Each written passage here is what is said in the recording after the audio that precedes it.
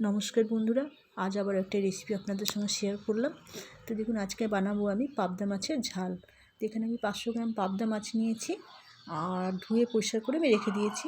আর এখানে আমি আজকে গোটা সরষে নেব না, গুঁড়ো সরষে নেব।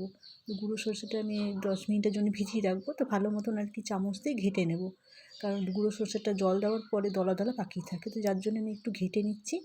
আর আপনাদের কাছে অনুরোধ করব, রেসিপিটা প্রথম থেকে শেষ অবধি দেখবেন, আশা করি ভালো লাগবে। আর ভালো লাগলে একটা লাইক কমেন্ট শেয়ার অবশ্যই করে দেবেন।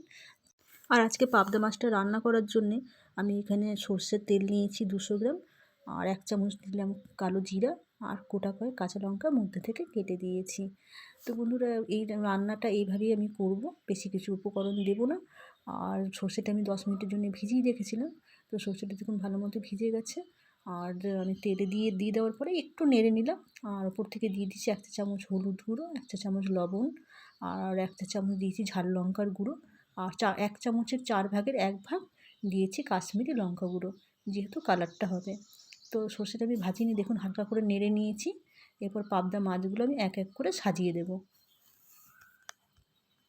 তো বন্ধুরা, আজকে পাবদা মাছটা আমি কাঁচা রান্না করব।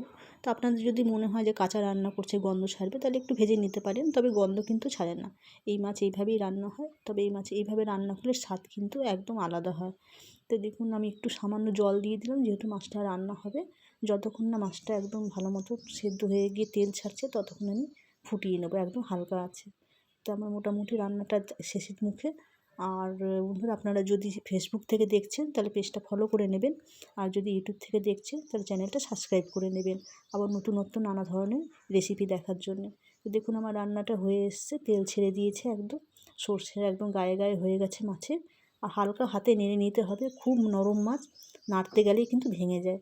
তো দেখুন, খুব হালকা হাতে তুলছি, তবু বুঝতে পারছেন যে মাছগুলোর মধ্যে থেকে ফেটে ফেটে এসছে। তো একদম হালকা হাতে তুলে আমি সাজিয়ে নিলাম। তো আজকে জানাবেন আমার রেসিপিটা আপনাদের কেমন লেগেছে। তো ফিরে আসছি আবারও নতুন কোনো রেসিপির সাথে। আর আজকের রেসিপিটা যদি সত্যিই আপনাদের ভালো লেগে থাকে বন্ধুরা, তো বাড়িতে একবার এভাবে রান্না করে দেখতে পারেন।